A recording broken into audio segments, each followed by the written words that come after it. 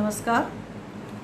केंद्रीय विद्यालय संगठन जबलपुर संभाग की ऑनलाइन क्लासेस में मैं वीणा मिश्रा, पीजीटी हिंदी, केंद्रीय विद्यालय बालाघाट, आप सभी का स्वागत करती हूँ। आज मैं कक्षा 12वीं की पाठ्यपुस्तक आरोह भाग 2 के काव्यखंड की दूसरी कविता पतंग का दूसरा अंश लेकर प्रस्तुत हूँ, जिसके कवि हैं श्री आलोक धनवा जी। पहला अंश का पाठन हमने इसके पहले की कक्षा में किया है, तो मैं उम्मीद करती हूँ कि उससे संबंधित कुछ जो पूर्व ज्ञान आपको हो चुका होगा, तो उससे संबंधित पहले कुछ प्रश्न आपसे पूछ लें। यहाँ 5 प्रश्न मैंने लिए हैं और मैं उम्मीद करती हूँ कि इन प्रश्नों के उत्तर आपको अवश्य बनेंगे। तो प्रत्येक प्रश्न के बाद मैं आपको 5 सेकंड का समय दूंगी, उसके पश्चात आपको उत्तर बताऊंगी। आप आत्मावलोकन करें कि आपने सही उत्तर दिया है अथवा नहीं। तो पहला प्रश्न है, शरद ऋतु का सवेरा कैसा प्रतीत हो रहा है?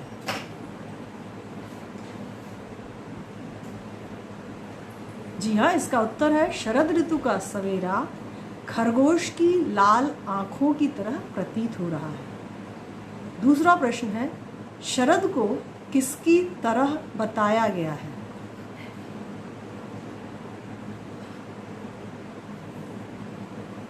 इसका उत्तर है शरद को एक नटखट बालक की तरह बताया गया है। तीसरा प्रश्न है, पुलों को पार करने का क्या आशय है?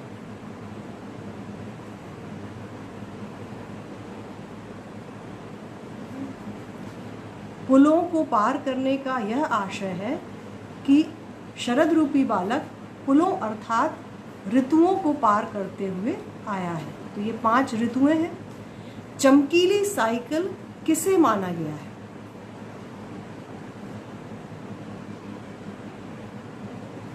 जी हाँ, चमकीली साइकिल सूर्य को माना गया है, जो शरद ऋतु में आसमान में अपनी चमक बिखेरता है। 5वां प्रश्न है, शरद किसे बुला रहा है?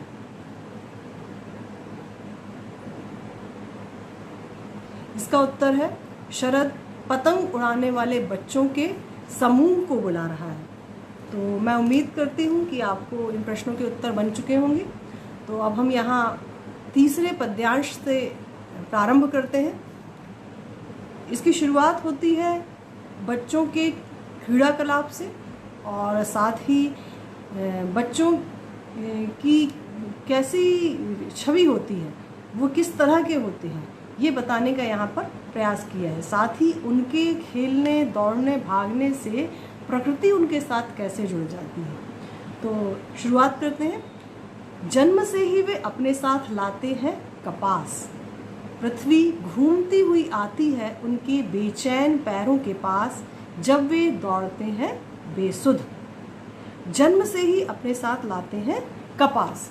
यहाँ कपास जो आप नीचे चित्र में देख सकते हैं, कपास शब्द का अर्थ होता है रुई, और यहाँ मैंने एक रुई की डाल चित्र में दिखाने का प्रयास किया है, क्योंकि कुछ बच्चे हो सकता है कपास के पेड़ से परिचित ना हो।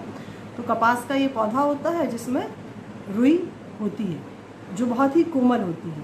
तो जन्म से ही अपने साथ लाते हैं कपास। यहाँ कवि कहना चाह रहे हैं कि बच्चों को देखकर ऐसा लगता है कि वे बचपन से ही, जन्म से ही रुई की तरह कोमल होते हैं। अब यहाँ कोमलता किस तरह की? शरीर की या हृदय की या दोनों की? तो बच्चों, आप देखते होंगे कि जो नन्हे से बच्चे होते हैं, जो नवजात शिशु होते हैं, या उसके पश्चात भी जो दौड़ते खेलते बच्चे हैं 5-6 वर्ष के, उनमें बहुत ही ज़्यादा शारीरिक कोमलता होती है, छूने में भी नाजुक से लगते हैं।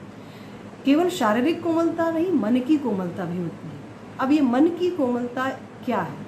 मन की कोमलता वह है जिसमें किसी प्रकार का राग, द्वेष, छल, कपट, बैर भावना, शत्रुता, इस तरह की बुरी भावनाएं नहीं होती हैं। तो वो होती है मन की कोमलता, शुद्धता। तो कपास की तरह उनका मन भी निर्मल होता है, कोमल होता है। अब यहाँ कवि ने इसका एक और अर्थ लिया होगा, क्योंकि आगे उनके दौड़ने की बात हुई है, उनके पैरों की बात हुई है कि जन्म से ही वे अपने साथ लाते हैं कपास। तो संभवतः कवि के अनुसार बच्चे बचपन से ही अपने पैरों में रुई की कोमलता बांध कर आती है। तो कवि के अनुसार यह अर्थ भी यहाँ लिया जा सकता है।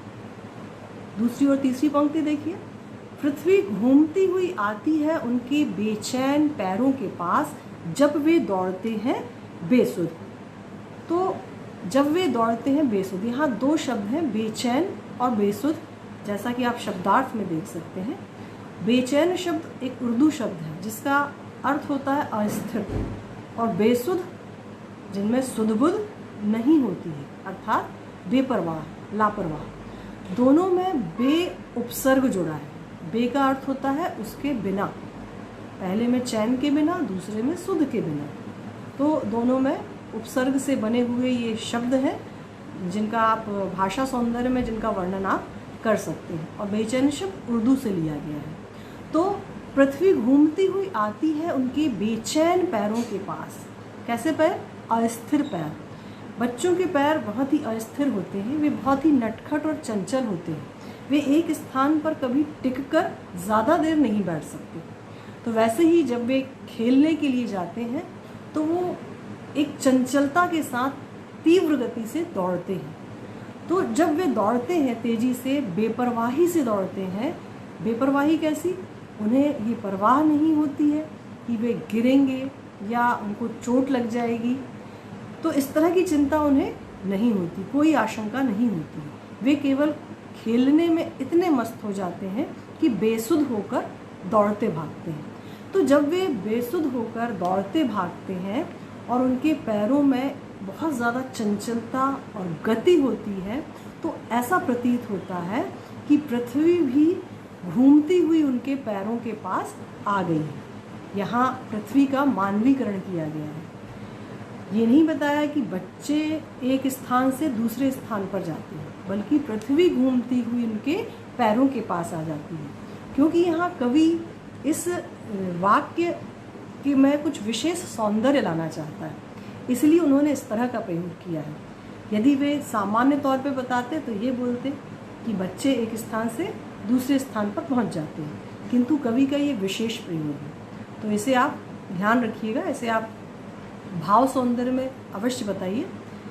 छतों को भी नरम बनाते हुए, दिशाओं को भी मृदंग की तरह बजाते हुए। अब छतों को नरम बनाना, यहाँ भी कुछ विशेष प्रयोग है कवि का। छत नरम नहीं बनते, छत तो कठोर ही होते हैं, मैदान भी कठोर होते हैं। किंतु यहाँ कवि का यह आशय है कि बच्चे जब अपने उत्साह में, उमंग में बेपरवाही से दौड़ते हैं, खेलते हैं, तो उनको छत की कठोरता का ज़रा भी आभास नहीं होता है, और उनकी इसी उत्साह और उमंग के आगे ऐसा लगता है मानो छत भी नरम बन गई है। ठीक है, तो इस तरह से छतों को नरम बनाने का यह आशय है। दिशाओं को भी मृदंग की तरह बजाते हुए। अब यहाँ मृदंग शब्द आपके लिए नया होगा। यहाँ नीचे आप देख सकते हैं, मृदंग एक वाद्य यंत्र है जो ढोलक की तरह होता है। जब इस पर थाप पड़ती है तो बहुत ही गूंजता है, एक ध्वनि उत्पन्न होती है। तो यहाँ दिशाएं मृदंग बन जाती हैं। कैसे? जब बच्चे मैदानों में या छतों में दौड़ते हैं, भागते हैं, सीटी बजाते हैं, किलकारी मारते हैं, चीखते चिल्लाते हैं खुशी से, तो वे जब अपना आनंद व्यक्त करते हैं तो चारों दिशाएं मृदंग की तरह गूंज उठती हैं उनके शोर से, क्योंकि उनकी आवाज़ प्रतिध्वनित होती है। तो यहाँ बच्चों की क्रीड़ा का वर्णन है कि जब वे खेलते हैं, कूदते हैं, तो पृथ्वी भी घूमती आती है, ऐसा लगता है उनके पैरों के पास आ गई है। छत भी उनके लिए नरम बन जाता है, अर्थात छत की कठोरता का उन्हें आभास नहीं होता है। उनके पदचाप से दिशाएं भी मृदंग की तरह बज उठती हैं। तो इस तरह से बच्चों की क्रीड़ा का, उनके क्रियाकलाप का यहाँ पर वर्णन है। अब हम यहाँ शिल्प सौंदर्य पर नज़र डालते हैं। पहला देखिए, जो हरे अक्षरों से लिखा हुआ है, बिंबों का सुंदर प्रयोग। यहाँ कवि ने बिंबों का बहुत ही सुंदर प्रयोग किया है। 3 प्रकार के बिंब यहाँ पर दिखाई दे रहे हैं। पहला है स्पर्श बिंब। जन्म से ही अपने साथ लाते हैं कपास। कपास कोमलता का प्रतीक है, निर्मलता का प्रतीक है। तो यहाँ कपास की कोमलता के कारण स्पर्श बिंब है।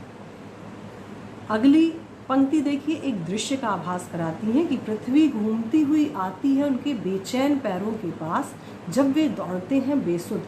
तो हम एक दृश्य की कल्पना कर सकते हैं, तो यहाँ एक दृश्य बिंब है।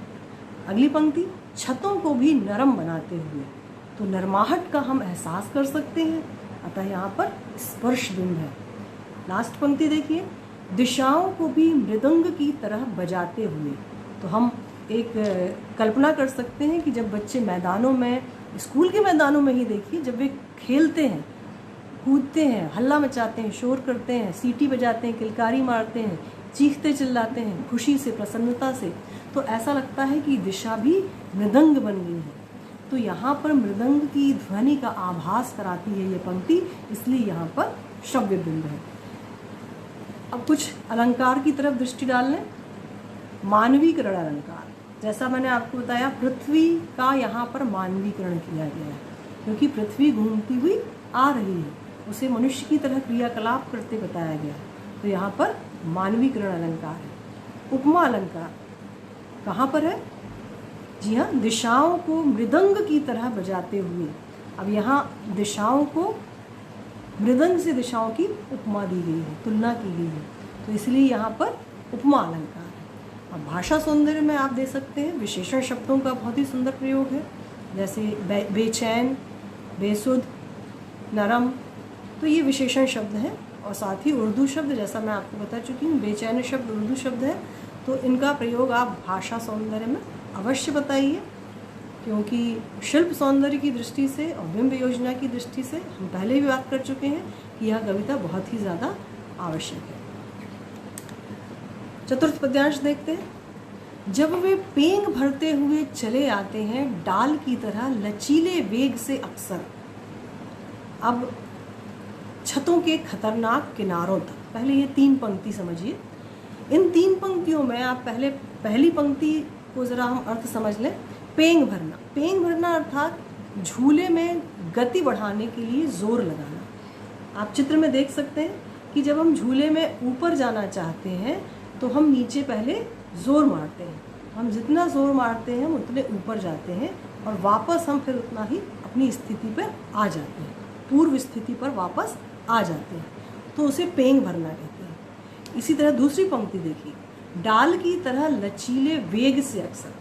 अब डाल, पेड़ की डाल में लचीलापन होता है। जब आप पेड़ की डाल पकड़कर खींचते हैं और वापस उसको छोड़ते हैं तो वो एक लचीली गति से पूर्व स्थिति पर पहुंच जाती है, क्योंकि उसमें लचीलापन होता है, कठोरता नहीं होती है। तो ऐसा ही लचीलापन बच्चों में होता है। यह बताने के लिए कवि ने यहाँ झूले के पेंग भरने और डाल के लचीलेपन जैसे उदाहरण आपको दिए हैं। तो अब तीनों पंक्तियों का हम समग्र रूप से अर्थ समझ लें। जब वे पेंग भरते हुए चले आते हैं, बच्चे जब पतंग उड़ाने के लिए झूले की गति से या डाल के लचीले वेग से, तीव्रता से, उसकी गति से छतों के खतरनाक किनारों तक आ जाते हैं। छतों के खतरनाक किनारे आप नीचे की स्लाइड पर देख सकते हैं। बच्चे जब पतंग उड़ाने में मग्न हो जाते हैं तो वे छतों के किनारे तक पहुंच जाते हैं, क्योंकि उन्हें यह आभास ही नहीं होता कि वे कहाँ हैं, उनका ध्यान तो पूरा पतंग पर होता है। तो वो पहुंच तो जाते हैं, किंतु उनमें क्या है? उनमें डाल की तरह लचीलापन है। झूले की तरह जब वो पेंग भरते हैं तो वापस अपनी पूर्व स्थिति पर आ जाते हैं। डाल की तरह लचीलेपन के कारण अपनी पूर्व स्थिति पर आ जाते हैं। तो इसी लचीलेपन के कारण यदि वे खतरनाक किनारों तक पहुंच भी जाते हैं तो वे वापस संभल जाते हैं। तो कवि ने ये बताने का प्रयास किया है कि बच्चे खतरनाक होने तक पहुंचते अवश्य हैं, किंतु उनमें इतना लचीलापन है कि वे वापस अपनी स्थिति को संभाल लेते हैं। उस समय गिरने से बचाता है उन्हें सिर्फ उनके ही रोमांचित शरीर का संगीत।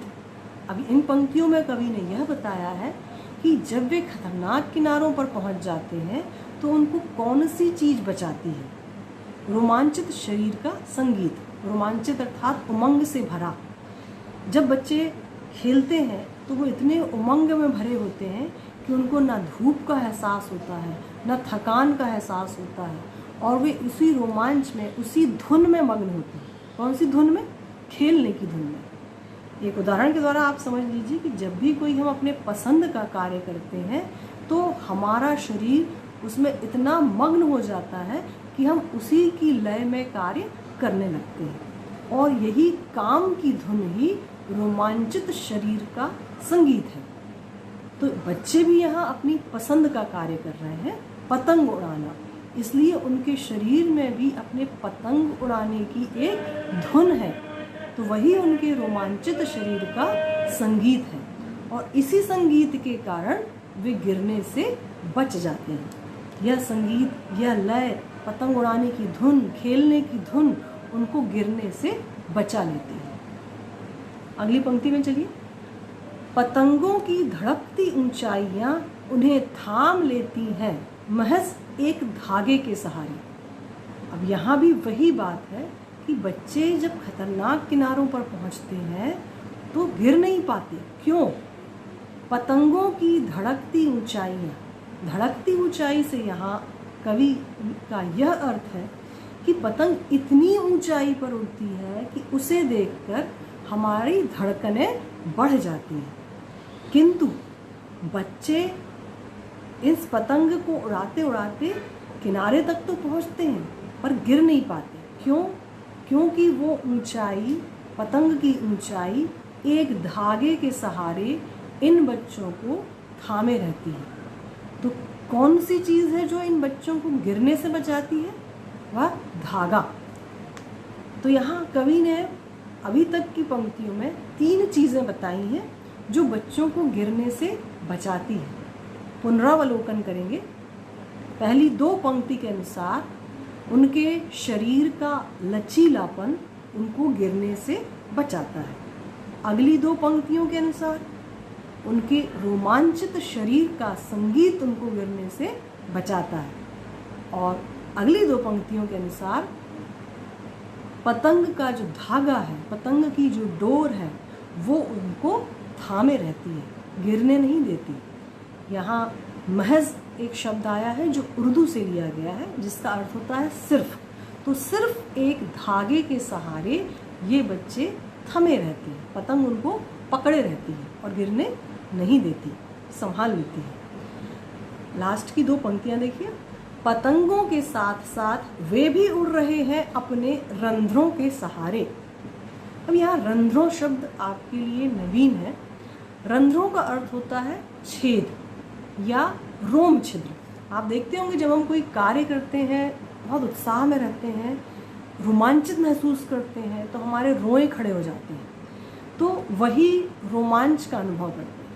तो यहाँ बच्चे जब पतंग उड़ा रहे हैं, पतंगों के साथ साथ वे भी उड़ रहे हैं। जब वे पतंग उड़ाने में बहुत ही ज़्यादा तल्लीन हो जाते हैं, मग्न हो जाते हैं, उसमें डूब जाते हैं, तो उनको देखकर ऐसा प्रतीत होता है कि उस पतंग के साथ साथ वे बच्चे भी अपने रोमांच, अपनी कल्पना के सहारे उस पतंग के साथ आसमान को छू रहे हैं, आसमान की उड़ान भर रहे हैं, अपने सपनों को पूरा कर रहे हैं। अब यहाँ हम शिल्प सौंदर्य पर नज़र डालते हैं। दृश्य बिंब का इसमें इस पूरे पद्यांश में दृश्य बिंब का प्रयोग है, क्योंकि कवि ने बहुत ही सारे दृश्य उपस्थित किए हैं। झूले का दृश्य, डाल के लचीलेपन का दृश्य, बच्चों के किनारों पर जाने का दृश्य, और धागे के सहारे उनको थामने का दृश्य, ये सारे दृश्य बिंब हैं। अलंकार में उपमा अलंकार। अब आप दूसरी पंक्ति देखिए जो हरे रंग से लिखी गई है। डाल की तरह लचीले वेग से अक्सर, डाल की तरह, तो यहाँ उपमा की गई है डाल से बच्चों के शरीर की। उसके साथ ही पुनरुक्ति प्रकाश अलंकार, साथ साथ, जो हरे रंग से है देखिए, साथ साथ, एक ही शब्द की आवृत्ति के कारण यहाँ पुनरुक्ति प्रकाश अलंकार है। साथ ही जो नीले रंग के अक्षर हैं वे सभी विशेषण शब्द हैं। तो विशेषण शब्दों का यहाँ कवि ने बहुत ही ज़्यादा और बहुत ही उपयुक्त प्रयोग किया है। एक शब्द उर्दू से लिया गया है जो मैंने आपको बताया, महज, जो लाल रंग से लिखा हुआ है, महज सब उर्दू से लिया गया है। तो इसे आप भाषा सौंदर्य में प्रयोग करिए। और साथ ही भाव सौंदर्य में आप बता सकते हैं कि कवि ने किस तरह से बच्चों के शरीर के लचीलेपन को बताया है, उनके रोमांचित शरीर के संगीत को बताया है, किस तरह पतंग की डोर उनको थामे रहती है। तो कवि ने किस तरह से अपने भावों को सौंदर्यपूर्ण ढंग से व्यक्त करने का प्रयास किया है, तो ये आप यहाँ पर बता सकते हैं। अब यहाँ 5वां और अंतिम पद्यांश देखते हैं, जिसमें कवि ने संदेश भी दिया है। यहाँ बताने की यह कोशिश की है कवि ने कि बच्चे जब गिर जाते हैं, या अभी मान लो कभी गिर के बच जाते हैं, तो क्या वो डर कर बैठ जाते हैं? नहीं, वो और भी निडर होकर सूर्य के सामने आते हैं। तो ये निडरता का संदेश यहाँ कवि ने दिया है। अगर वे कभी गिरते हैं छतों के खतरनाक किनारों से और बच जाते हैं, तब तो और भी निडर होकर सूरज के सामने आते हैं। तो कवि कहना चाह रहे हैं कि यदि कभी ये बच्चे छतों पर पतंग उड़ाते समय इसके खतरनाक कोने से गिर जाते हैं और गिर के यदि बच जाते हैं, इन्हें चोट नहीं लगती या छोटी मोटी चोट लग कर भी बच जाते हैं, तब तो और भी निडर होकर सूरज के सामने आते हैं। तब क्या होता है? तब इनकी निर्भीकता, निडर यानी निर्भीकता, इनका डर गायब हो जाता है। तो निर्भीकता, इनका आत्मविश्वास, इनका साहस और भी ज़्यादा बढ़ जाता है और वो अगली सुबह सूरज के सामने दुगने उत्साह के साथ खेलने के लिए प्रस्तुत हो जाते हैं। तो यहाँ वे डर कर बैठे नहीं हैं। पृथ्वी और भी तेजी से घूमती हुई आती है उनके बेचैन पैरों के पास। आपने यह पंक्ति पहले भी सुनी है, परंतु उसमें और भी शब्द नहीं था। अब यहाँ कवि ने बोला पृथ्वी और भी तेजी से घूमती हुई आती है। पहले तो तेजी से घूमती आती थी, किंतु अब और भी तेजी से क्यों घूम रही है? क्योंकि बच्चों की निडरता बढ़ गई है, उनका साहस और भी बढ़ गया है, उनका आत्मविश्वास अब दुगना हो गया है।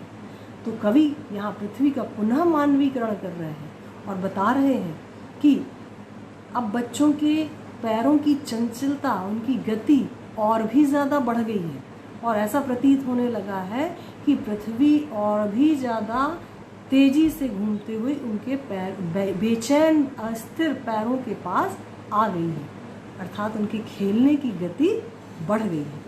तो यहाँ बच्चों कवि संदेश देना चाहते हैं हम सभी को, आप सभी को, कि यदि कभी विपत्ति आती है, संघर्ष आता है, तो उससे हमें घबराना नहीं चाहिए, उसका हमें साहस से सामना करना चाहिए, क्योंकि समस्याएं तो हर कार्य में आती हैं, बाधाएं हर कार्य में आती हैं। यदि हम उससे डर कर बैठ जाएंगे तो हम आगे बढ़ ही नहीं पाएंगे, और यदि हम उसका सामना कर लेंगे तो हमें साहस बढ़ जाएगा और किसी से भी बाधा से टक्कर लेने के लिए हम अपने आप को सक्षम पाएंगे। तो कवि के इस संदेश को हम अवश्य ही ग्रहण करेंगे। शिल्प सौंदर्य पर नज़र डालिए। इस पूरे पद्यांश में दृश्य बिंब का प्रयोग है, जहाँ कवि ने पतंग उड़ाने का वर्णन किया है, सूरज से सामना करने का वर्णन किया है, पृथ्वी के घूमने का वर्णन किया है। अलंकार में नज़र डालिए। अनुप्रास अलंकार, तब तो, जो हरे रंग से लिखे हुए शब्द हैं उन पर देखिए। तब तो तावर्ण की आवृत्ति है, सूरज के सामने सावर्ण की आवृत्ति है, पैरों के पास पौवर्ण की आवृत्ति है, अर्थात यहाँ पर अनुप्रास अलंकार की छटा है। मानवीकरण अलंकार, पृथ्वी और भी तेजी से, यहाँ पृथ्वी का मानवीकरण किया गया है, यहाँ मानवीकरण अलंकार है। जो नीले रंग के शब्द हैं वे विशेषण शब्द हैं, जिनका कवि ने बहुत ही अच्छा प्रयोग किया है, जिसमें खतरनाक शब्द जो है, बेचैन शब्द जो है, वो उर्दू भाषा से लिया गया है। तो ये भाषा सौंदर्य में आप इनका वर्णन कर सकते हैं। तो बच्चों, मैं उम्मीद करती हूँ कि आपने इसका शिल्प सौंदर्य, इसकी बिंब योजना भली भांति समझ ली होगी और आप इन्हें अपनी कॉपी में अवश्य ही नोट कर रहे होंगे। कुछ गृह कार्य आपको यहाँ पर हम दे देते हैं।